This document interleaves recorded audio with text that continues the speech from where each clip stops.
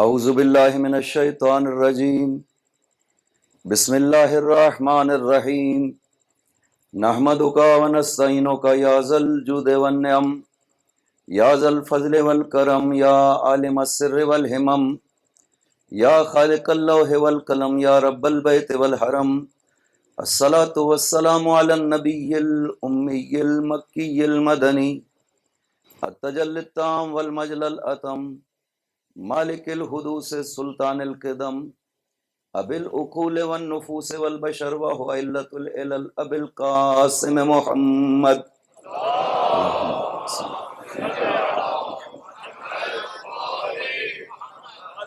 وعلى ابن عمه ووارث علمه وخلیفته سید الاولیاء والوسیین امیر المؤمنین وعلى السیدة المعصومة الجلیلہ التي هي جوهرة القدس من الكنز الخفي بدت فابدت تاليات الأحرف أئمة الغر بل أم أبيها سيما بقية الله الأعظم في الأرضين روح له الفداء وأرواح العالمين ولعنة الله على أعدائهم أجمعين أما بعد بسم الله الرحمن الرحيم یا ایہا الرسول بلغ ما انزل الیک من ربک وَإِن لَّمْ تَفْعَلْ فَمَا بَلَّغْتَ رِسَالَتَهُ وَاللَّهُ يَعْصِمُكَ مِنَ النَّاسِ إِنَّ اللَّهَ لَا يَهْدِي الْقَوْمَ الْكَافِرِينَ صلوات بر محمد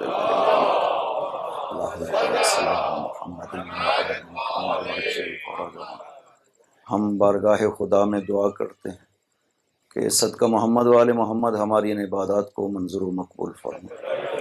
خداوندہ صدقہ محمد والے محمد حاضرین جو بھی اپنی حاجات لے کر حاضر ہوئے ہیں تمام حاجات کو پورا فرما۔ بار اللہ یہ ذکر مقدس جیسے جاری و ساری ہے تا ظہور امام زمان اسی طرح جاری و ساری رہے۔ بار اللہ ان مجالس کا اہتمام کرنے والے ہمارے برادران دوست جو زحمتیں کر رہے ہیں ان زحمات کو اپنی بارگاہ میں منظور و مقبول فرما، اپنی خاص رحمت اس مجموعے پر نازل فرما۔ خداوندہ ہمارے مولا و آقا کے ظہور میں تعجیل فرما، ان کے قلب مقدس کو ہم سے راضی و خوشنود فرما۔ جہاں جہاں پیش آیان مصروف اعضاء ہیں ان کو اپنی حفظ و امان میں رکھنا، دشمنوں کے شر کو ان کی طرف لوٹا دینا۔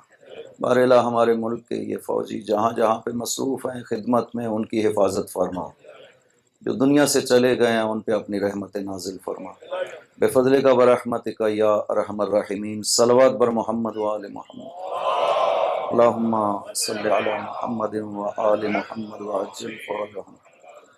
ہماری سب سے بڑی کوشش اس کائنات میں ہر فرد کی یہ ہے کہ خدا ہم سے راضی ہو جائے، ایسا عمل انجام دیں، ہر وہ عمل کریں جس میں رضایت خدا ہو۔ خدا بند عظیم کو راضی کرنا ہر ایک کی خواہش رہی ہے، حتیٰ انبیاء بھی خدا بند عظیم سے، ائمہ طاہرین، اولیاء صالحین سب خدا بند عظیم سے یہی چاہتے ہیں کہ خدا بندہ تو راضی ہو جائے۔ خدا بندہ تو ویسا ہے جیسا میں چاہتا ہوں، مجھے بھی ویسا بنا دے جیسا تو چاہتا ہے۔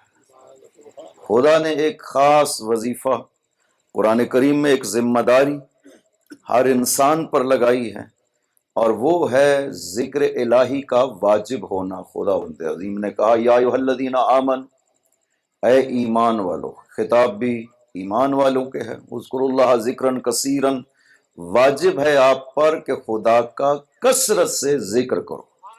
وسبحوہ بکرۃ واصیلا، اور تسبیح خدا وند کرو صبح بھی اور شب بھی۔ ذکر خدا کا یہ فائدہ ہے کہ خدا اگر انسان کو یاد ہو اور انسان کی نظروں کے سامنے ہو خدا بند عظیم، تو غافل نہیں ہوگا اور شیطان انسان کو گمراہ نہیں کر سکے گا، وسوسہ نہیں پیدا کر سکے گا۔ ذکر کا مطلب یہی ہے کہ خدا بند عظیم آپ کے ذہن میں ہمیشہ حاضر ہونا چاہیے۔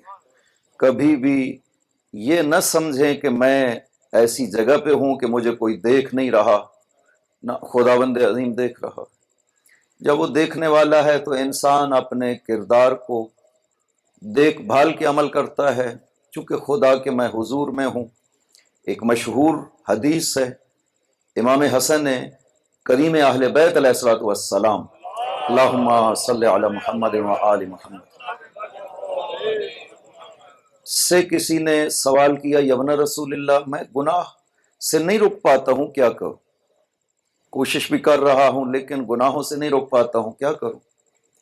آپ نے ارشاد فرمایا کچھ کام کر لو، کر سکو تو پھر اس کے بعد جو گناہ مرضی ہے انجام دو۔ اگر گناہ کرنا چاہتے ہو تو سب سے پہلے ایسی جگہ پہ جا کے کرو جہاں پہ خدا موجود نہ ہو۔ دوسرا، اس کی ملک سے باہر نکل جاؤ۔ اس کی نافرمانی کرنی ہے تو جو جگہ اس کی ملکیت ہے وہاں پر گناہ نہ کرو، اس کی ملک سے باہر چلے جاؤ۔ تیسرا، اس کا رزق نہ کھاؤ تب گناہ کرو۔ چوتھا، جب ملک الموت آئے تم انکار کر سکو کہ میں اپنی جان تمہیں قبض نہیں کرنے دوں گا، تب گناہ کرو۔ پانچواں، کل جب جہنم کی طرف لے جائیں فرشتے تو تم انکار کر دینا کہ میں نہیں جانا۔ تو اگر یہ کام کر سکتے ہو تو گناہ کرو، اگر یہ کام نہیں کر سکتے تو پھر گناہ نہ کرو۔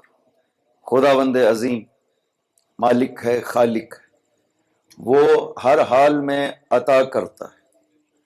اگر ہم محروم رہتے ہیں ہماری طرف سے کمی ہے، خداوند عظیم کی عطا میں کوئی کمی نہیں ہے۔ خدا کی پہچان اس کی رحمت کے لحاظ سے یہ بہت ضروری ہے کہ خداوند عظیم اپنے بندے پر رحمت کیسے نازل کرتا ہے۔ اس کا تو دعویٰ ہے، ابتدا ہی وہ کہتا ہے بسم اللہ الرحمن الرحیم، رحمت خدا کو ذکر کرو کہ وہ دنیا میں سب پہ رحم کرتا ہے، مسلمان ہو یا کافر ہو، سب پہ رحم کرتا ہے۔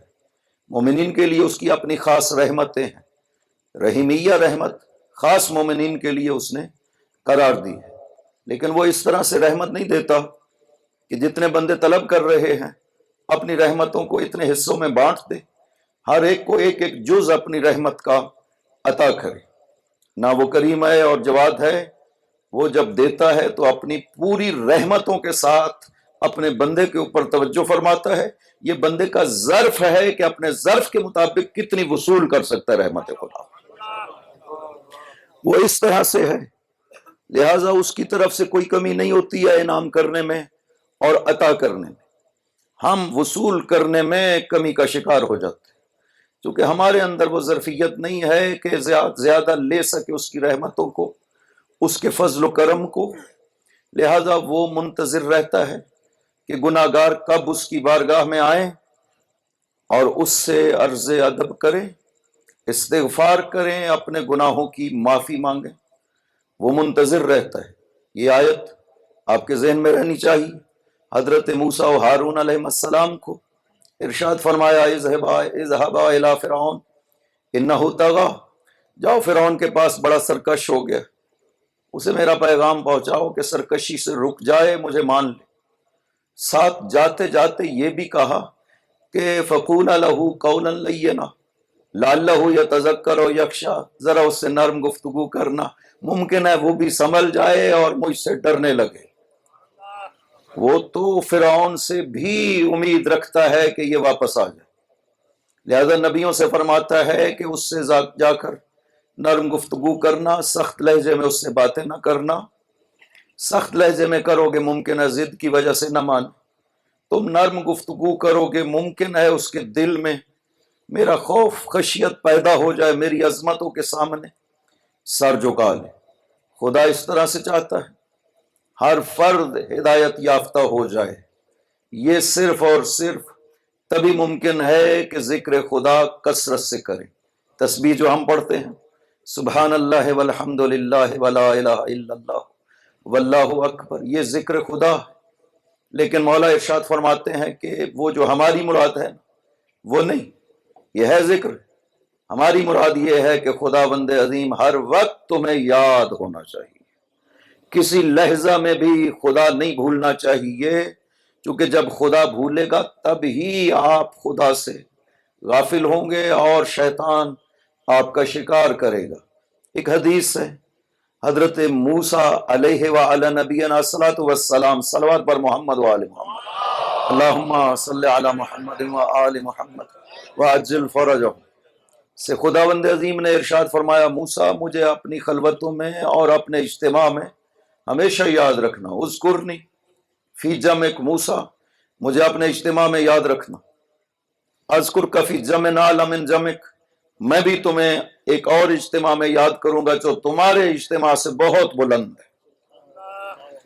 کہ موسیٰ اذکرنی فی خلواتک، موسیٰ اپنی خلوتوں میں مجھے یاد کرنا، وَأَلِن لِّی قَلْبَکَ موسیٰ، میرے حضور اپنے قلب کو نرم رکھنا، جب میرے حضور آؤ نا تو سخت بن کے نہ آنا، دل نرم ہو، خدا سے جب گفتگو شروع کریں آنسو بہہ نکلے، خدا بند عظیم معاف کر دے گا۔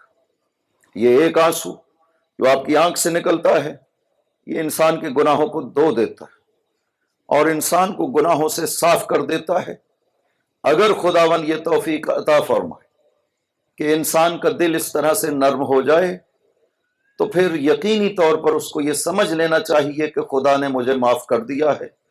کبھی بھی خدا کی رحمت سے مایوس نہیں ہونا۔ اس نے یہ پیغام دیا ہے، سورہ زمر کی آیت نمبر 53 ہے، مشہور آیت۔ خدا نے اپنے پیغمبر کو ارشاد فرمایا، میرے نبی میرے بندوں کو یہ پیغام دینا، قُلْ يَا عِبَادِيَ الَّذِينَ أَسْرَفُوا عَلَىٰ أَنفُسِهِمْ لَا تَقْنَطُوا مِن رَحْمَتِ اللَّهِ إِنَّ اللَّهَ يَغْفِرُ الذُّنُوبَ جَمِيعًا۔ میرے پیغمبر میرے بندوں کو یہ پیغام دینا۔ کچھ پیغام ہے خداوند عظیم نے قرآن کریم میں جو بندوں کو دی ہے، نبی پاک کو فرمایا میری طرف سے میرے بندوں کو یہ پیغام دینا۔ وہ پیغام ضرور دیکھنے چاہیے جو خدا نے اپنے بندوں کو پہنچائے، آپ کو پہنچائے ہیں اپنے نبی کے توسط سے۔ ان پیغاموں کو قرآن کریم میں خوب دیکھیں کہ خدا ہم سے کیا چاہتا ہے، پیغام پہنچا کر کے کیا کہنا چاہتا ہے۔ وہ کہتا ہے کہ میرے نبی میرے بندوں سے یہ کہنا کہ الذین اسرفوا علی انفسہم، جنہوں نے ظلم کیا اپنے آپ پر، گناہ کیے، میری نافرمانی کرتے رہے، ان سے یہ کہنا لا تقنطوا من رحمت اللہ، میری رحمتوں سے تم نے مایوس نہیں ہونا۔ ان اللہ یغفر الذنوب جميعا، انہیں بتانا کہ خداوند عظیم تمہارے سارے گناہوں کو معاف کر دے گا۔ آپ کو کیا کرنا ہے؟ انیبوا الی ربکم، اپنے رب کی طرف پس لوٹنا ہے، آپ کو واپس آنا ہے اس راستے کو چھوڑ کر جو آپ نے اختیار کیا ہے۔ اب جب آپ راہ خدا میں واپس آ جائیں گے تو خدا کہتا ہے میں تو معاف کر دیتا ہوں، میری رحمتوں سے مایوس نہ ہونا۔ یہ مایوسی سب سے بڑا گناہ ہے اگر انسان یہ کہے کہ میں نے اتنے گناہ کیے کہ خدا مجھے معاف نہیں کر سکتا، یہ سب سے بڑا گناہ کہا گیا ہے۔ لیکن کسی گناہ کو اس لیے نہ کرنا کہ یہ چھوٹا ہے، اس کا مسئلہ کوئی نہیں، نہ اس عظیم کی بارگاہ میں اس کی نافرمانی کے لحاظ سے ہر گناہ عظیم ہے، چونکہ خدا کی نافرمانی۔ سزا کے لحاظ سے فرق کر دیا گیا کہ یہ گناہ کبیرہ ہے، یہ گناہ صغیرہ ہے، یہ سزا کا فرق ہے، ورنہ اس ذات کی نافرمانی کے مقابل میں ہر گناہ عظیم ہے۔ چونکہ آپ نافرمانی کس کی کر رہے ہیں؟ اس ہستی کی کر رہے ہیں جس نے آپ کو تب بھی انعام دیا جب آپ کچھ بھی نہیں کر سکتے تھے، جس نے تب بھی آپ کو غذا پہنچائی جب دنیا کی کوئی طاقت قدرت نہیں رکھتی تھی کہ تمہیں غذا پہنچا سکے۔ وہ وہاں پہ بھی اپنی رحمتیں آپ کے شامل حال رکھتا ہے، جب آپ دنیا سے جاتے ہیں تب بھی اس کی رحمتیں آپ کے شامل حال ہوتی ہیں۔ لہٰذا وہ رحیم، وہ غفور، وہ اپنی رحمتیں مسلسل نازل کرتا ہے۔ اگر ہم محروم رہتے ہیں تو یہ کوتاہی ہماری ہوگی، اس کی طرف سے انعامات میں کبھی بھی کمی نہیں ہوئی۔ موسیٰ مجھے اپنی خلوتوں میں یاد رکھنا، اپنے دل کو میرے لیے نرم کرنا، اور موسیٰ جب بیٹھتے ہو نا خلوت میں تو میرے ساتھ گفتگو کرنا۔ وَلَا تَكُنْ فِي ذَلِكَ كَالْمَيِّتِ، میرے سامنے مردوں کی طرح مت بیٹھ جائیں، خاموش بیٹھے ہیں یہ سمجھتے ہوئے کہ وہ تو دلوں کے راز جانتا ہے، مجھے کیا ضرورت ہے اسے کچھ کہنے۔ وہ کہتا ہے نہیں کہو میرے سامنے، جب آتے ہو اپنے آپ کو پیش کرتے ہو تو کچھ گفتگو کرو میرے ساتھ، اپنے آپ کو پیش کرو، اپنے گناہوں کا ذکر کرو، میری رحمتوں کا مجھے واسطہ دو، کچھ نہ کچھ میرے سامنے ضرور بولو۔ خدا کہتا ہے کہ میں اپنی رحمتیں تمہارے اوپر نازل کروں گا۔ صلوات پڑھیے محمد و آل محمد، اللہم صلی علی محمد و آل محمد وعجل فرجہم۔ اور یہ مجالس انشاءاللہ اس طرح سے ہیں، جتنے خلوص سے پڑھا جائے اور جتنے خلوص سے سنا جائے اتنی زیادہ تاثیر ہوگی اور اثرات انسان کے دل کے اوپر ظاہر ہوں گے۔ یہ مجالس معرفت اہل بیت، معرفت آل محمد ذریعہ بنتی ہے قرب خدا کا۔ خدا کی قربت بھی حاصل کرنا چاہتے ہیں تو بغیر آل محمد کے یہ قربت حاصل ہونا ممکن نہیں ہے خداوند عظیم کی بارگاہ میں۔ جب تک آل محمد کا بیچ میں واسطہ موجود نہ ہو، خداوند عظیم ان عبادتوں کو قبول ہی نہیں کرتا ہے اپنی بارگاہ میں۔ اللہم صلی علی محمد وآل محمد وعجل فرجہ۔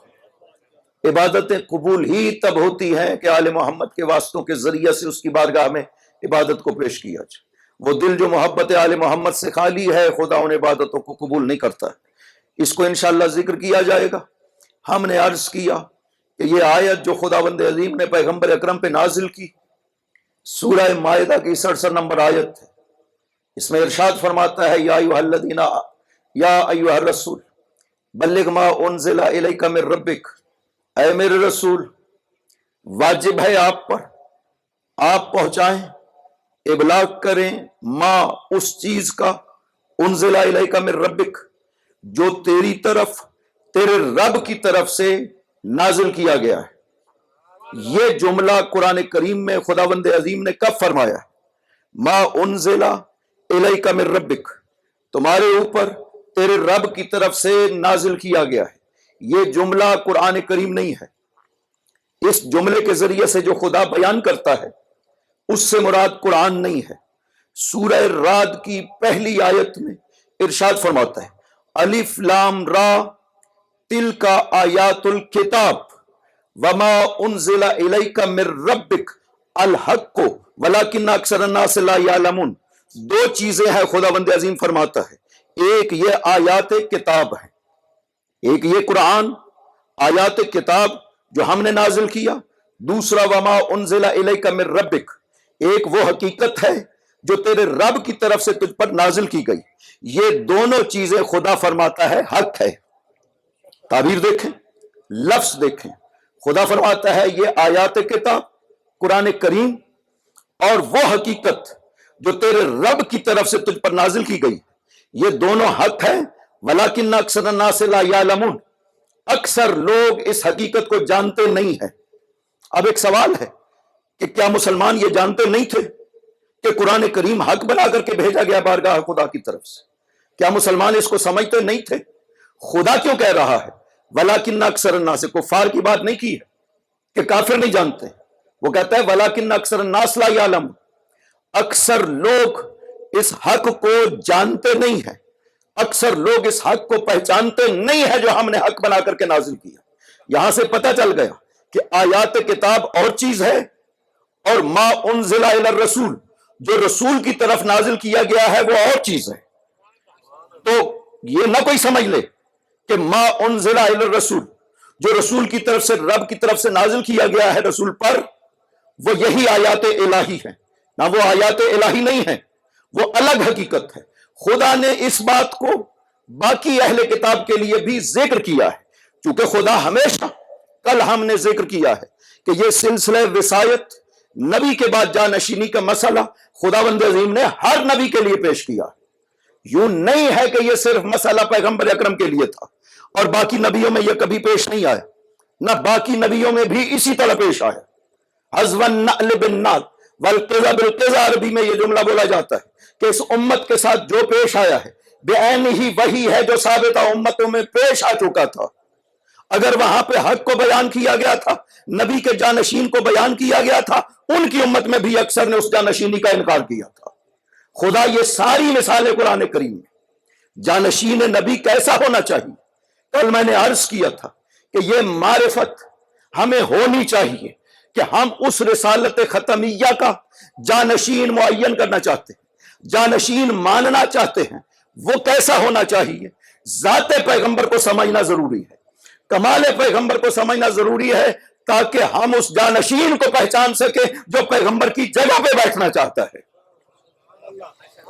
اگر ہمیں معرفت مقام رسالت نہیں ہوگی، ہم اس جانشین کو نہیں پہچان سکتے۔ اسی لیے جو دعائے غیبت میں حضرت نے یہ ارشاد فرمایا، یہ نقطہ تب سمجھ آتا ہے کہ جب آپ بارگاہ خدا میں دعا کریں، حضرت نے معصوم نے امام جعفر صادق علیہ الصلوۃ والسلام اللہم صلی علی محمد و آل محمد ارشاد فرمایا کہ غیبت میں خداوند عظیم سے مسلسل دعا کرنا، اللہم عرفنی نفسک فإنک ان لم تعرفنی نفسک لم اعرف نبیک، خدایا تو اپنی پہچان کروانا، اگر تو نے اپنی پہچان نہ کروائی تو میں تیرے نبی کو نہیں پہچان سکوں گا۔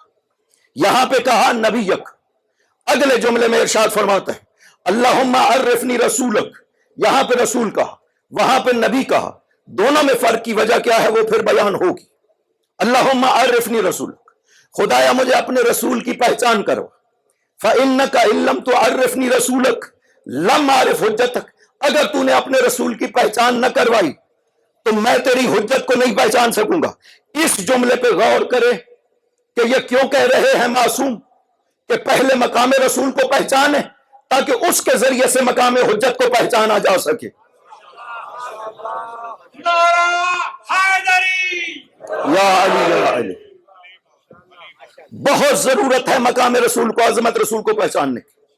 کل میں نے عرض کیا تھا کہ مقام رسول کیا ہے، انبیاء نے کس طرح سے حضرت کو بیان کیا ہے کہ وہ ہستی جو آنے والی ہے، خداوند عظیم نے کس طرح سے نبیوں سے ان کا میثاق لیا، یہ ہے عظمت پیغمبر اکرم۔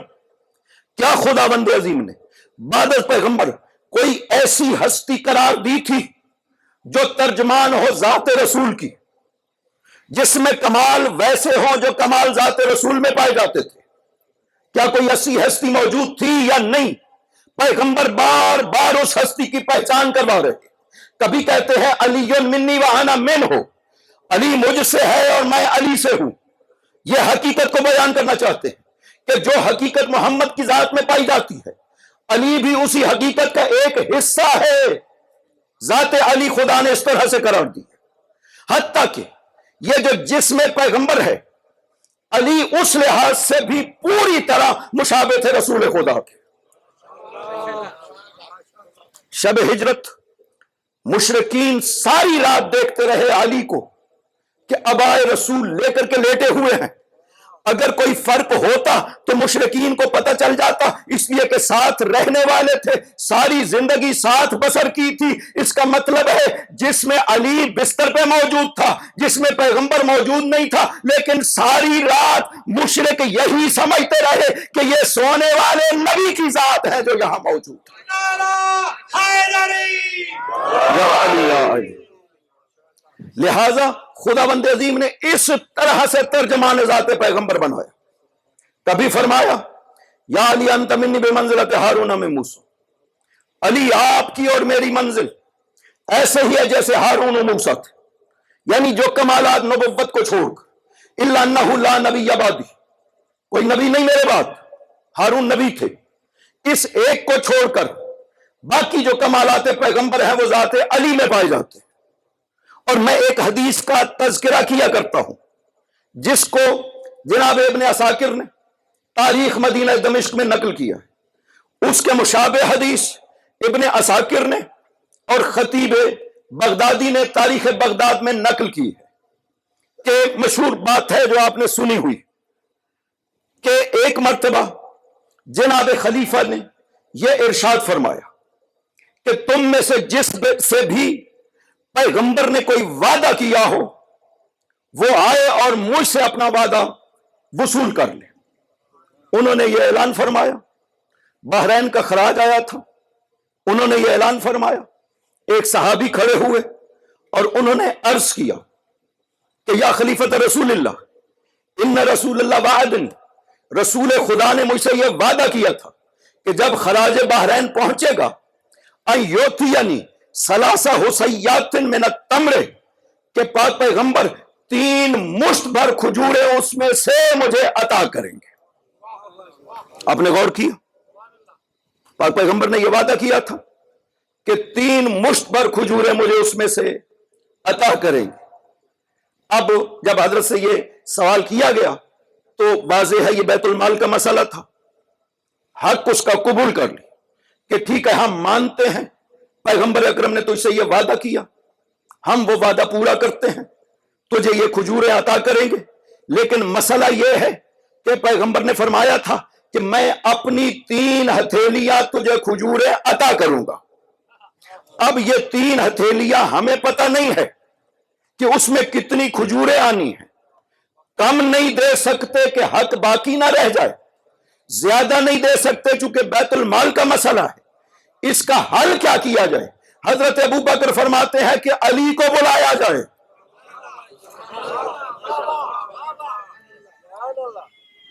یا علی یا علی، اللہ اکبر،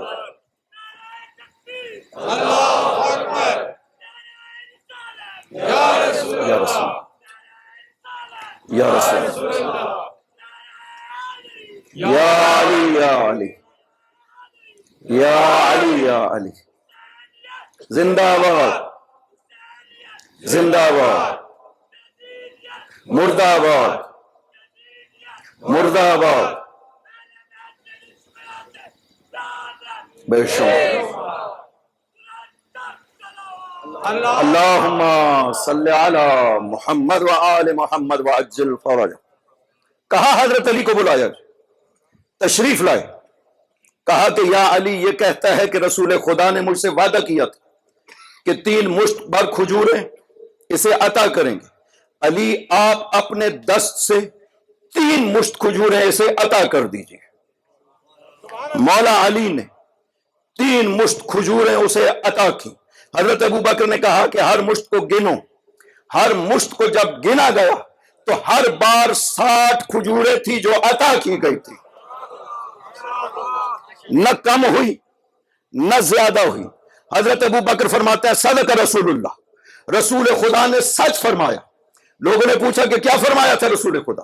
فرمایا شب ہجرت جب ہم مدینہ سے نکلے تھے، مکہ سے نکلے تھے مدینہ جانے کے لیے، تو پاک پیغمبر نے مجھ سے فرمایا تھا یا ابا بکر ان کفی و کف علی فی العدل سواء، میری ہتھیلی اور علی کی ہتھیلی عدل میں برابر رہتی ہے ہمیشہ۔ یا علی یا علی،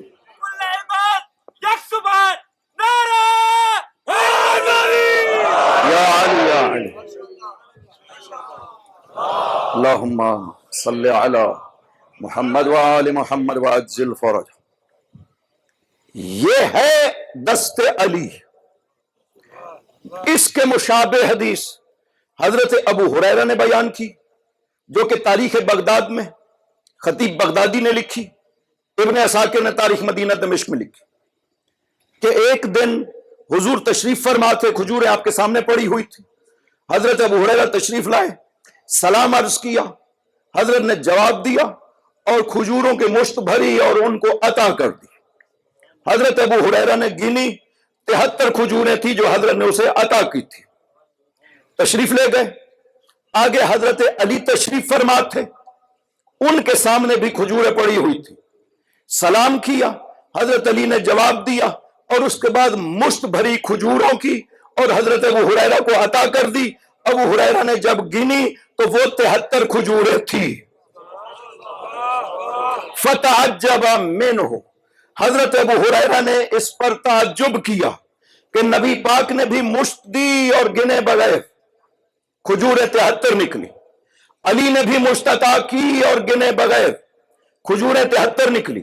حضرت کی خدمت میں، حضور پاک کی خدمت میں حاضر ہوئے، آ کر کے سوال کیا یا رسول اللہ آپ نے بھی عطا کی، علی نے بھی عطا کی، جتنی مقدار آپ نے عطا کی تھی اتنی ہی مقدار علی کی مشت میں آئی تھی، ایک کھجور کا بھی فرق نہیں نکلا۔ آپ نے فرمایا ابو ہریرہ تجھے پتہ نہیں ہے ان کفی و کف علی فی العدل سواء، میری ہتھیلی اور علی کی ہتھیلی عدل میں برابر رہتی ہے۔ یا علی یا علی، اللہم صلی علی محمد وآل محمد وعجل فرجہ۔ یہ ہستی تھی جسے ترجمان رسول، ترجمان ذات رسول بنا کر کے بھیجا، یہ بتا سکتے تھے کہ رسول کیسے عمل انجام دیا کرتے تھے، کیسے نماز پڑھا کرتے تھے، کیسے وضو کیا کرتے تھے، نشست و برخاست، سونا جاگنا پاک پیغمبر کا کیسے تھا۔ یہ کوئی ہونا چاہیے جو ہمیں بیان کر سکے۔ یہ سنت پیغمبر ہے، عمل پیغمبر ہمارے لیے حجت ہے۔ ہمیں پتہ چلنا چاہیے کہ پیغمبر گھر میں عمل کیسے انجام دیا کرتے تھے، باہر عمل کیسے انجام دیا کرتے تھے، اپنے بچوں کے ساتھ پیغمبر کی برخورد رویہ کیسا تھا، باہر رویہ کیسا تھا۔ یہ ساری وہ حقیقتیں ہیں، سنتیں ہیں جو ہمیں پتہ چلنا چاہیے تھی۔ یہ کون بیان کر سکتا ہے؟ وہی ہستیاں جو ہر حال میں شاہد عمل پیغمبر رہی ہے۔ کبھی بھی کوئی عمل پیغمبر ان سے غائب نہیں رہ سکا، ہر عمل کی شاہد رہی ہے۔ ان ہستیوں کے ذریعے سے ہمیں عمل پیغمبر کا پتہ چل سکتا ہے، اور جن کو اس طرح سے خداوند عظیم نے ذات نبی کا جانشین بنایا ہے، وہی ہے جو پیغمبر کے جانشین بن سکتے ہیں، وہی ہے جو پیغمبر کی جگہ پہ بیٹھ سکتے ہیں۔ کیوں؟ اس لیے کہ وہ پیغمبر کو بھی سمجھتے ہیں اور دین پیغمبر کو بھی سمجھتے ہیں، کتاب پیغمبر کو بھی سمجھتے ہیں۔ لہذا خداوند عظیم نے کچھ اور حقیقتیں پیغمبر پہ نازل کی ہیں جن کا تعلق قرآن سے نہیں ہے، وہ قرآن میں فرماتا ہے تِلْکَ آیات الکتاب، یہ آیات کتاب، اور وَمَا أُنزِلَ إِلَيْكَ مِن رَبِّكَ، وہ حقیقتیں جو تجھ پر تیرے رب کی طرف سے نازل کی گئی ہیں۔ یہ دونوں کی دونوں حق ہیں، اکثر لوگ نہیں سمجھتے۔ ان کفار کے بارے میں، عیسائیوں کے بارے میں خداوند عظیم ارشاد فرماتا ہے کہ وَلَوْ أَنَّهُمْ أَقَامُوا التَّوْرَاةَ وَالْإِنْجِيلَ وَمَا أُنزِلَ إِلَيْهِمْ مِن رَبِّهِمْ لَأَكَلُوا مِنْ فَوْقِهِمْ وَمِنْ تَحْتِ أَرْجُلِهِمْ۔ خدا فرماتا ہے کہ اگر یہ عیسائی یہودی تورات و انجیل کو اور تیسری چیز ساتھ ذکر کرتا ہے، تورات بھی ذکر کی، انجیل بھی ذکر کی، اور تیسری چیز وما انزل الیہم من ربہم، جو ان کی اوپر ان کے رب کی طرف سے نازل بنایا گیا تھا، اگر ان کو قائم کرتے، ان کا انکار نہ کرتے، لَأَكَلُوا مِنْ فَوْقِهِمْ، تو نعمتیں اوپر سے بھی برستی، وَمِنْ تَحْتِهِمْ، اور زمین سے بھی نعمتیں بھر پڑتی۔ یہاں بھی دیکھا کہ خداوند عظیم نے تورات و انجیل کے ساتھ ما انزل کا تذکرہ کیا ہے اور اس کا اثر بھی ذکر کیا ہے کہ وہ حقیقت جو ہم نے تورات و انجیل کے علاوہ نازل کی ہے، اگر اسے قائم کرتے تو خدا اپنی نعمت نازل کرتا۔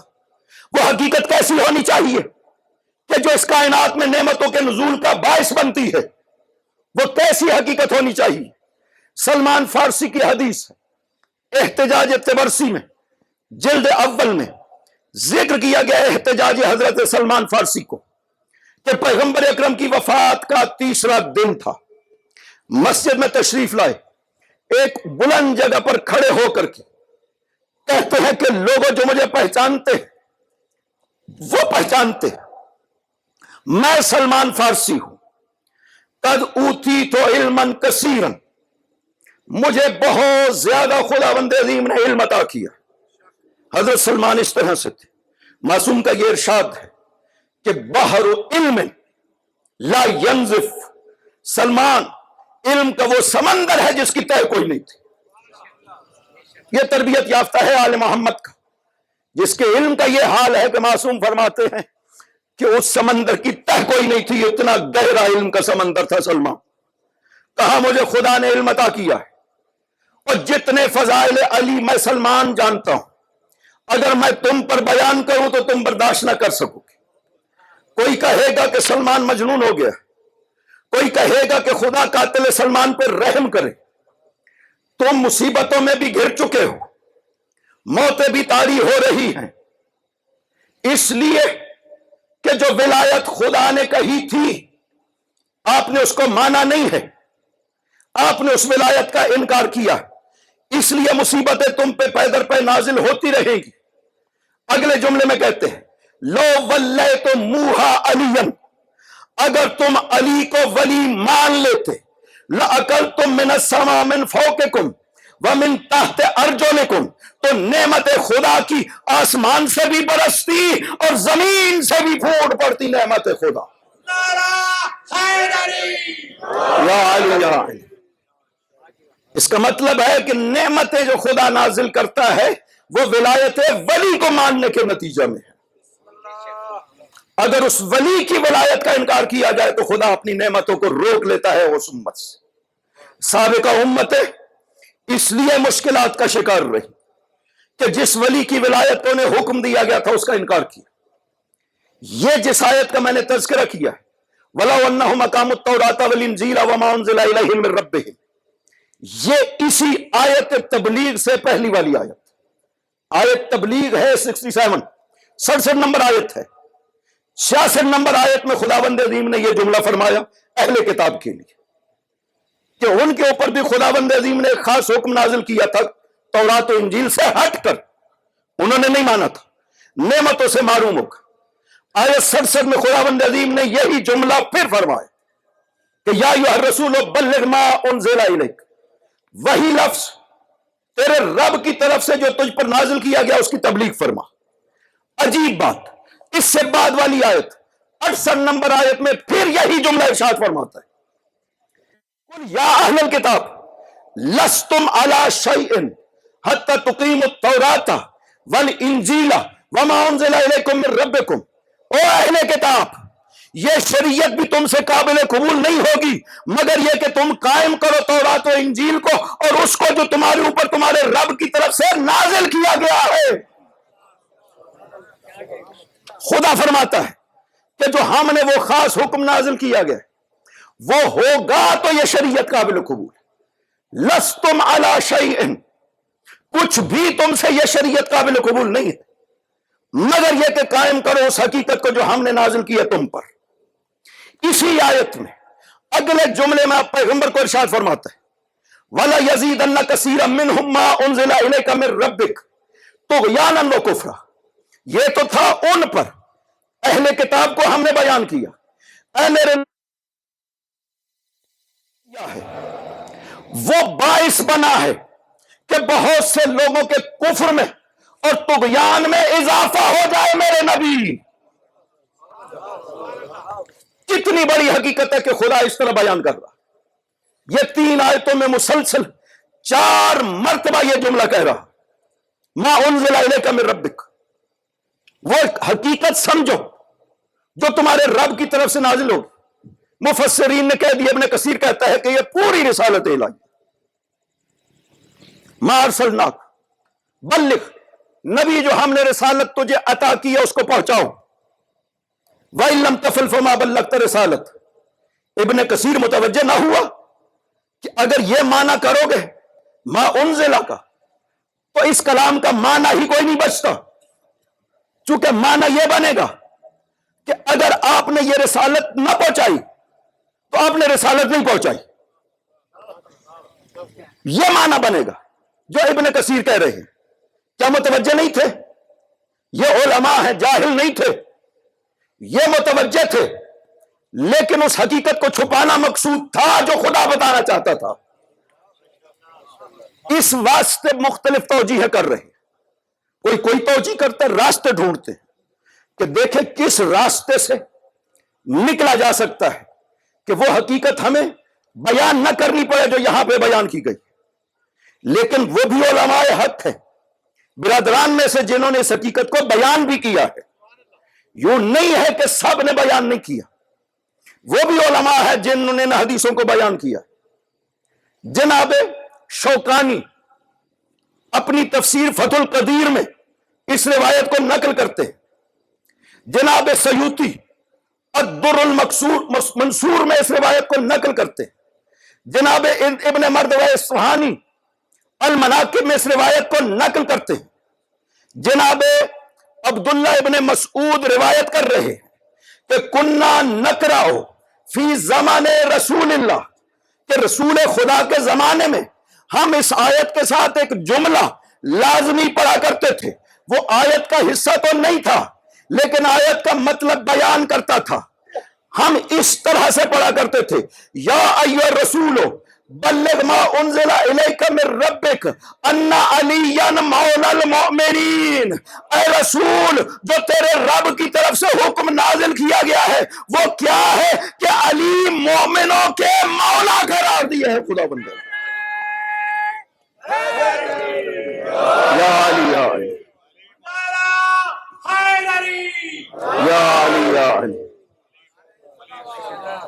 اللہم صلی علی محمد وآل محمد وعجل فرجہ۔ ما انزل الیک من ربک، جو کچھ تجھ پر تیرے رب کی طرف سے نازل کیا گیا ہے اس حقیقت کو ایک اور جگہ پر خداوند عظیم نے اور وضاحت سے نقل کیا، وہ ہے سورہ محمد 26واں پارہ، پہلی آیت خدا شروع اس طرح سے کرتا ہے، بسم اللہ الرحمن الرحیم، الذین کفروا وصدوا عن سبیل اللہ اضل اعمالہم، جنہوں نے کفر کیا، راہ خدا میں رکاوٹیں کی۔ اس کفر سے مراد کافر نہیں ہے، جنہوں نے خدا کو بھی نہیں مانا، وہ نہیں ہے مراد۔ اس کفر سے مراد حق کا انکار کرنا ہے، کیونکہ اعمال کی بات کر رہا ہے۔ اضل اعمالہم، میں ان کے اعمال کو باطل کر دوں گا، میں ان کے اعمال کا اجر ختم کر دوں گا۔ انہوں نے چونکہ حقیقت کا انکار کیا ہے، حق کا انکار کیا ہے۔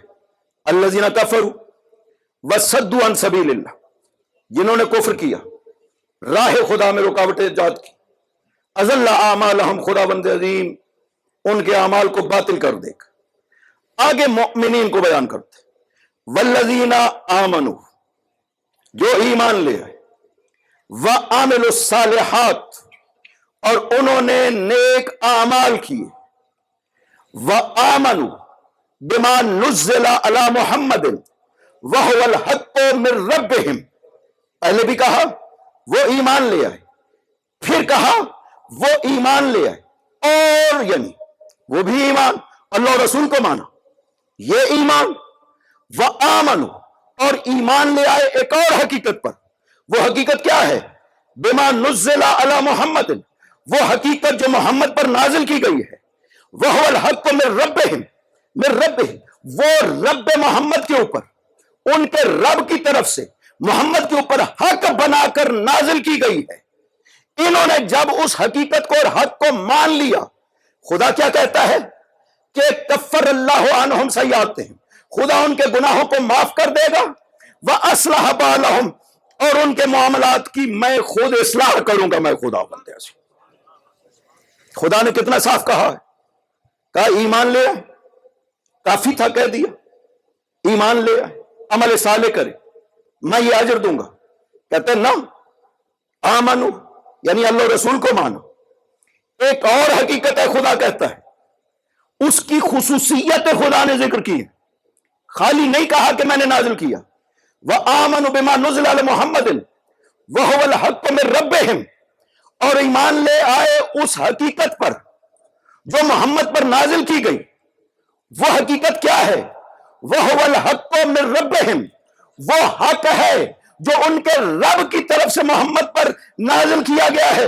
اب پورا قرآن اٹھا کر دیکھ لیجئے، وہ ایک ہی حقیقت ہے جسے آیت تبلیغ میں بیان کر رہا ہے۔ اور میرے نبی اعلان کر اس کا جو تیرے رب کی طرف سے تجھ پہ نازل کیا گیا ہے۔ یا علی یا علی، وہ حقیقت خدا کہتا ہے میری طرف سے حق بنا کر نازل کی گئی۔ اس حقیقت کا پیغمبر پہ ذمہ داری لگائی ہے خدا بند عظیم نے۔ بلغ، آپ اعلان کریں، سادہ سی بات تھی، بلغ ما انزل الیک من ربک، نبی آپ ابلاغ کریں جو تیرے رب کی طرف سے تجھ پر نازل کیا گیا اس کا ابلاغ کر دے۔ یہ کتنا سادہ سا جملہ تھا، لیکن اٹھا کر دیکھیے گا مفسرین کو کہ کیا کیا کہا۔ واللہ یعصمک من الناس، خدا تجھے لوگوں سے بچائے گا۔ کیا کیا توجیہ کی؟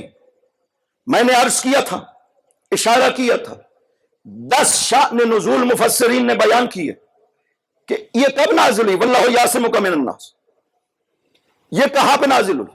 کوئی کہتا ہے مکہ کے بالکل ابتدائی زندگی میں، وہاں پہ نازل ہوئی۔ کوئی کہتا ہے مکہ کے دوران جب خدا نے کہا کہ حفاظت کی ضرورت نہیں تب نازل ہوئی۔ کوئی کہتا ہے کہ 4 ہجری میں غزوہ ذات الرقاع، وہاں پہ ایک کافر، اس کا نام غورث ابن حارث تھا، وہ پیغمبر اکرم سوئے ہوئے تھے ایک درخت کے نیچے، تلوار لے کر کے آ گیا اور کہا کہ محمد کون آپ کو مجھ سے بچائے گا؟ آپ نے فرمایا خدا بند عظیم، اور لرزہ اور تلوار اس کے ہاتھ سے گر گئی۔ وہاں پہ خدا بند عظیم نے یہ آیت نازل کی، واللہ یعصمک من الناس۔ خدا کے بندو، یہ مفسرین جنہوں نے یہ بتایا ہے وہ سب یہ جانتے ہیں اور سب اپنی انہی کتابوں میں تفسیروں میں لکھ چکے ہیں کہ یہ آیت ہے سورہ مائدہ میں، اور سورہ مائدہ پیغمبر کی زندگی کے آخری ایام میں نازل ہوا ہے، یہ ہم بیان کر چکے ہیں، اور انہی مفسرین نے سب نے یہ لکھا ہے۔ تو پھر یہاں پر آ کر اس سے چشم پوشی کیوں کرتے ہیں، آنکھیں کیوں بند کرتے ہیں کہ یہ آیت موجود ہے سورہ مائدہ میں۔ سورہ مائدہ بالاجماع حجت الوداع میں نازل ہوا ہے۔ حجت الوداع پاک پیغمبر کی زندگی کے آخری ایام 10 ہجری میں ہوا ہے۔ اس کے بعد پاک پیغمبر، جیسے میں نے دن ذکر کیے تھے کہ عرفات سے لیں تو 81 دن کہے گئے، اور اگر غدیر سے لیں تو 71 دن پاک پیغمبر جو ہیں وہ اس دنیا میں تشریف فرما رہے۔ یہ ہے زندگی حیات طیبہ۔ اس موقع پہ یہ سورہ نازل ہوتا ہے، لیکن اس جگہ کو بیان کرنے کے لیے کہیں ابتدائے بعثت یعنی 23 سال پہلے کی بات کی جاتی ہے کہ تب خدا نے یہ کہا، کبھی 4 ہجری کی بات کی جاتی ہے، کبھی مکہ کے دوران کی بات کی جاتی ہے، کبھی مدینہ کے دوران کی معین کیے بغیر بات کی جاتی ہے۔ یہ سب کس لیے؟ اور کہنے والے وہ ہیں جو یہ مان چکے ہیں کہ یہ سورہ حجت الوداع میں آخری ایام میں نازل ہوا ہے، وہ یہ بھی مان چکے ہیں۔ اس کے باوجود یہ کہتے ہیں، کیوں؟ اس لیے کہ وہ اس حقیقت سے بچنا چاہتے ہیں جو خدا نے اس حقیقت میں متوجہ کیا ہے۔ اس حقیقت کو نہیں کہنا چاہتے۔ میں پھر کہوں گا کہ انہی میں سے بہت سے ایسے صالح علماء موجود جنہوں نے بالآخر ذکر کیا ہے۔ ہم وہ روایات آپ کو پیش کریں گے، کثرت سے روایات موجود، کثرت سے وہ مفسرین جو معتبر مفسرین ہیں، انہوں نے وہ روایات ذکر کی ہیں کہ یہ آیت کب نازل ہوئی، اس جملے کا مطلب کیا ہے کہ خدا کہتا ہے واللہ یعصمک من الناس۔ پیغمبر تو ڈرتے نہیں تھے، حفاظت کا جہاں تک مسئلہ ہے وہ آخر عمر تک پیغمبر کے ساتھ رہا ہے۔ یہ بالکل جھوٹ ہے کہ کسی موقع پر حفاظت کو اٹھا لیا گیا، نہ، ہر جنگ تبوک تک جو آخری ایام میں ہوئی حفاظت کا ذکر کیا گیا ہے۔ حارسین پیغمبر جو پیغمبر کے ساتھ چلا کرتے تھے حفاظت پیغمبر کے لیے، وہ مسلسل ساتھ رہتے تھے۔ مکہ میں ختم نہیں ہوا جو دعویٰ کیا گیا، مدینہ میں ستون حرس موجود ہے، اس کا مطلب ہے کہ حفاظت کرنے والے موجود رہے۔ جنگ تبوک میں حفاظت کرنے والوں کا ذکر کیا گیا ہے، لہذا ہمیشہ پیغمبر کے ساتھ وہ افراد موجود رہتے تھے جو پیغمبر اکرم کی حفاظت کرتے تھے۔ اب سوال یہ ہے کہ اب یہود و نصارہ کی شوکت بھی نہیں رہی، بڑے بڑے جو یہودی مقابل میں آئے وہ سب کے سب قتل ہو گئے۔ اب تو پیغمبر کی شان و شوکت ہے، اب اسلام کی شان و شوکت ہے۔ پھر خداوند عظیم کیوں کہہ رہا ہے واللہ یعصمک من الناس؟ نبی آپ پیغام پہنچائیں، میں آپ کو لوگوں سے بچاؤں گا۔ پھر خدا کیوں کہہ رہا ہے؟ نبی ڈرتے نہیں تھے، نعوذ باللہ من ذالک۔ تبلیغ کا ایک لفظ بھی نبی پاک نے چھپایا نہیں ہے اس وجہ سے کہ مجھے خوف ہے۔ کل میں نے عرض کیا تھا، خوف کی نفی خود پیغمبر نے کر دی جب ابھی اکیلے تھے کہ مجھے ان مشرکین کا کوئی خوف نہیں، میں تبلیغ دین سے اور تبلیغ شریعت سے پیچھے نہیں ہٹوں گا۔ کل خود ارشاد فرمایا، حدیث نقل کر دی تھی۔ لہذا خوف کی تو بات ہی ممکن نہیں ہے کہ پیغمبر کسی موقع پر دشمن سے ڈر جائیں اور اس وجہ سے کوئی بات لوگوں تک نہ پہنچائیں۔ جب وہ نہیں ہے تو یہاں پر کیا ہے؟ خدا نے اس آیت میں قطعاً نہیں کہا کہ آپ ڈر رہے ہیں اور میں آپ کے ڈر کو ختم کر دوں گا، نہ، خدا نے فرمایا واللہ یعصمک من الناس۔ خدا یہ وعدہ دیتا ہے کہ میں آپ کو لوگوں سے بچاؤں گا۔ یہ حقیقت ذہن میں رکھیں۔ کل سے ہماری گفتگو کی ابتدا یہاں سے ہوگی۔ ہم آہستہ آہستہ اس نتیجے کے قریب پہنچ رہے ہیں جس آیت میں خداوند عظیم اس حقیقت کو لوگوں تک پہنچانے کے لیے پیغمبر کو فرما رہا ہے۔ آل محمد وہ ہستیاں ہیں جن کو خداوند عظیم نے کائنات میں ہادی بنا کر بھیجا تھا، کمال عطا کر کے بھیجا تھا اس کائنات میں، لیکن آل محمد کی ہر فرد کو قتل کیا گیا۔ دوسرے امام یہ ارشاد فرماتے ہیں ما منا الا مقتول او مسموم، ہم آل محمد کو یا تلوار سے قتل کیا گیا ہے یا زہر سے مارا گیا، اور قاتل کسی ہستی کا کوئی غیر مسلم نہیں ہے، سب کے قاتل مسلمان ہیں۔ ایسے ایسے ظلم کیے کہ اس سے زیادہ سنگ دلی کا تصور نہیں کیا جا سکتا۔ بڑوں کو مارا، بوڑھوں کو مارا، بچوں پہ ہر کوئی رحم کر جاتا ہے، کوئی جتنا ظالم بھی ہو نا بچوں پہ رحم کرتا ہے، لیکن یہ کتنے شقی اور سنگ دل تھے کہ انہوں نے آل محمد کے بچوں پہ بھی رحم نہیں کیا۔ کربلا میں ایک حصہ مصیبتوں کا وہ مصائب ہیں جو آل محمد کے بچوں پہ آئے، اور یہ جو بچوں پہ ظلم کیا گیا ہے نا اسے کوئی بھی برداشت نہ کر سکا۔ حسین خود بھی ایک مرحلے پہ برداشت نہ کر سکے جب لاش علی اصغر حسین کے ہاتھوں پہ آئی۔ جب حسین جیسی ہستی اس ظلم کو برداشت نہ کر سکی کہ حسین کو ضرورت پڑی خداوند عظیم کی کہ خدا خود دلاسا دے حسین کو، یہ صرف علی اصغر کی شہادت پہ ہوا ہے، کسی اور شہید کے لیے نہیں ہوا۔ جب حسین جیسی ہستی اس مصیبت کو برداشت نہ کر سکی تو بتائیں بیویوں کو کیا حال ہوا ہوگا۔ ایک ایک بچے کی شہادت پر جب دونوں بہنیں 11 کی رات کو گئی تھی نا، جو بچے خیام سے بکھر گئے تھے ان کو لینے کے لیے، تو دیکھا 2 بچے ہیں جنہوں نے اپنے گلے میں ایک دوسرے کے بازو ڈالے ہوئے اور زمین کربلا پہ لیٹے ہوئے۔ ایک بہن نے دوسری بہن سے کہا آہستہ چلو، یہ سارا دن ڈرتے رہے ہیں، اب سکون سے سوئے ہیں، کہیں جاگ نہ جائے، اجرکم علی اللہ۔ لیکن جب دونوں بہنیں قریب گئی نا اور جا کر بچوں کو ہاتھ لگایا، دیکھا دونوں بچے دنیا سے جا چکے تھے۔ کتنی مصیبتوں سے ماؤں نے پالا بچوں کو، اور یہ حال ہوا۔ جب خیام کو آگ لگی، کوئی بچے گھوڑے کی ٹاپوں میں آ گئے، جب اونٹ دوڑتے تھے صحراؤں میں تو بچے گر جاتے تھے، مائیں کہتی تھی جاؤ میرا بچہ خدا کے حوالے۔ کتنی قبریں ہیں جو راہ شام میں بنی، یہ کیسے راہ شام میں بنی؟ یہ آل محمد کے وہ بچے ہیں جو اونٹوں سے گر جاتے تھے، ماؤں کے ہاتھ چکے باندھے ہوئے تھے، جب تک بچہ اپنی ماں کو پکڑ سکتا تھا پکڑے رہتا تھا، جب بچے کے ہاتھ تھک جاتے تھے، ہاتھ چھوٹ جاتے تھے، ماں کے پاس کوئی چارہ نہ تھا کہ اپنے بچے کو پکڑ سکے۔ اجرکم علی اللہ۔ اب وہ شہید جس نے حسین پہ اپنا گھر پورا شہادت میں قربان کر دیا، مسلم ابن عقیل، خود بھی شہید ہو گئے، بیٹے بھی شہید ہو گئے، 2 کربلا میں شہید ہو گئے، 2 کوفہ میں شہید ہو گئے۔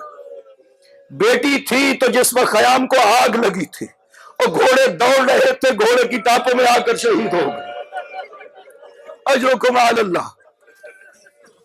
کتنا مظلوم ہے مسلم کہ جس کی نسل ختم ہو گئی، اسلام پہ سب کو قربان کر دیا مسلم نے۔ 2 بچے کس حال میں کوفہ میں شہید ہوئے؟ جب گرفتار ہو کر ابن زیاد کے سامنے لایا گیا نا، 8 سال اور 9 سال کی عمریں ہیں بچوں کی، محمد اور ابراہیم نام ہے۔ جانتے ہو ابن زیاد نے داروغہ سے کیا کہا تھا؟ زیک علیہم فی الماکل والمشرب، ان بچوں کو جی بھر کے نہ پانی دینا نہ کھانا دینا زندان میں۔ کیا دشمنی تھی تمہاری ان بچوں سے؟ کیا مقابلہ کیا تھا ان بچوں نے تمہارے ساتھ؟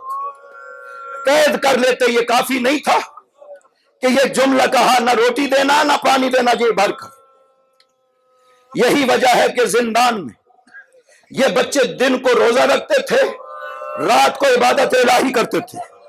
شام کو ہر ایک کو ایک ایک روٹی جو کی ملتی تھی اور دونوں کو صرف ایک جام پانی کا ملتا تھا. 1 سال کے بعد حالت یہ ہو گئی تھی کہ جسم کمزور ہو گئے. ایک بھائی نے دوسرے بھائی سے کہا کہ بھیا ہمارے جسموں کو یہ زندان کھا رہا ہے، اس زندان بان کو نہ بتائیں کہ ہم کون ہیں. اب جو مشکور شام کو روٹی لے آیا، ایک شہزادے نے کہا یا شیخ اتعرف محمد المصطفیٰ، شیخ محمد مصطفیٰ کو جانتے ہو؟ کہا ہمارے نبی ہیں، میں جانتا ہوں. کہا شیخ علی مرتضیٰ کو جانتے ہو؟ کہا ابن عم النبی، ہاں جانتا ہوں. کہا شیخ مسلم ابن عقیل کو جانتے ہو؟ کہا ہاں علی کا بھتیجا ہے. کہا شیخ نحن من ذریت رسول اللہ، اور شیخ ہم رسول کی ذریت، 1 سال سے تیرے زندان میں ہم مسلم کے بیٹے ہیں، اجرکم علی اللہ. جب اس نے یہ سنا قدموں میں گر گیا، پاؤں چومنے لگا، شہزادوں مجھے معاف کر دینا، نبی کی ذریت میرے زندان میں رہی، مجھے پتہ نہ چل سکا. شہزادوں یہ دروازہ زندان کا کھلا ہوا، آپ چلے جاؤ، میں جواب دے لوں گا. بعد میں شہید بھی ہو گیا تھا یہ مومن. شہزادے چلے، رات کا سفر جب کیا راستہ بھٹک گئے، راستہ نہ ملا، کوفہ سے نہ نکل سکے. ایک گھر کے دروازے کے سامنے ایک خاتون کھڑی. خاتون سے یہ کہا کہ اے کلیز خدا، ہم اس شہر میں مسافر ہیں، ہمیں 1 رات کے لیے اپنے گھر میں اجازت دو رہنے کی. خاتون نے ایک سوال کیا، اور چاند کے چہرے والے بچوں، تم کس ماں کی گود کو اجاڑ کے آئے ہو اس رات کے وقت میں کوفہ جیسے شہر میں؟ کہاں بھٹک رہے ہو؟ کہا کہ ہم اس شہر میں اجنبی، ہمارا باپ اس شہر میں مہمان آیا تھا، کوفہ والوں نے ہمارے باپ کو شہید کر دیا، ہم مسلم کے بیٹے ہیں. کنیز نے جب سنا یہ مسلم کے بیٹے، دروازے کو کھول دیا، اندر لے گئی، کھانا کھلایا اور اس کے بعد بستر بچھا دیا. کہا شہزادو آرام کرو، میرا شوہر دشمن اہل بیت ہے، دعا کرو وہ نہ آ جائے.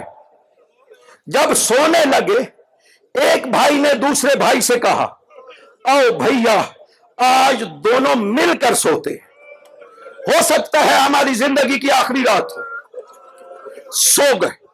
پتہ نہیں کتنے عرصے بعد پیٹ بھر کے کھانا کھایا اور آرام کی نیند سوئے ہوئے خواب دیکھا کہ پیغمبر تشریف فرما ہے. مولا امیر بھی موجود، مسلم بھی موجود. مولا امیر سے پیغمبر نے فرمایا کہ یا علی، مسلم کے بیٹے کوفہ میں قید تھے. علی نے عرض کیا یا رسول اللہ آج بس آخری رات ہے. پیغمبر نے مسلم سے کہا مسلم اپنے بچوں کو ظالمین میں چھوڑ آئے، تیرے بچوں پہ بڑا ظلم ہوا ہے کوفہ میں. اٹھے گریا کرتے ہوئے ایک دوسرے کو گلے سے لگا لیا. بھیا جو ہم نے خواب دیکھا، دونوں بھائیوں نے یہ خواب دیکھا، بھیا جو ہم نے خواب دیکھا لگتا ہے ہماری زندگی کی آخری رات ہے، آئے ایک دوسرے سے جی بھر کے گلے لگ لیتے. یہ کہتے ہوئے گریا شروع کیا.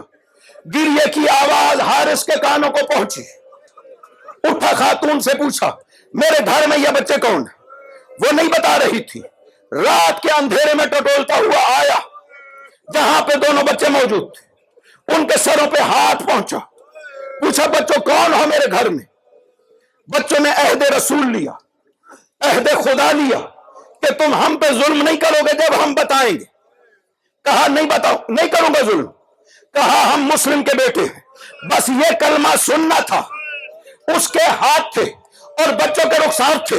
اتنا ظلم کیا کہ ابن زیاد جیسا شخص بھی برداشت نہ کر سکا ظلم کو. اجرکم علی اللہ. باقی رات اس نے بچوں کو رسیوں سے باندھ دیا. دونوں بھائی ساری رات رسیوں سے بندے رہے. صبح یہ لے کر کے چلا کہ تمہیں قتل کروں گا فرات کے کنارے، تمہارے سر ابن زیاد کے پاس لے جاؤں گا، وہ مجھے انعام دے گا.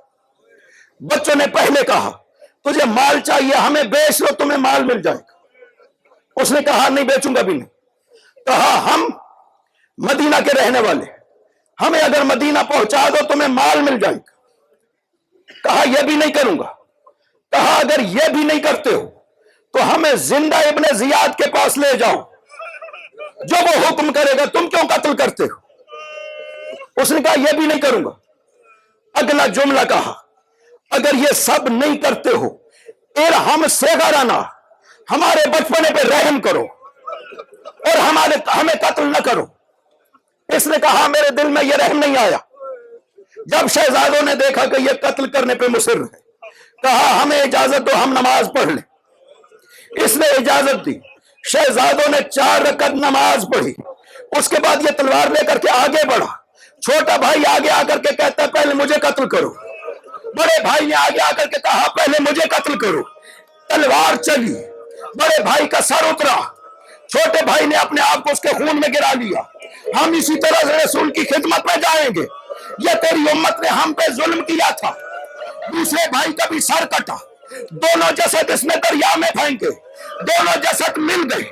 یہ سروں کو باندھ کر لے آیا ابن زیاد کے پاس، اور جب اس کے سامنے اس نے سروں کو کھولا، وہ جتنا بھی ظالم تھا برداشت نہ کر سکا، 3 مرتبہ اٹھا، 3 مرتبہ بیٹھا، یہ کہتے ہوئے اور ظالم تجھے ان پہ ترس نہ آیا۔ وَسَيَعْلَمُ الَّذِينَ ظَلَمُوا أَيَّ مُنقَلَبٍ يَنقَلِبُونَ۔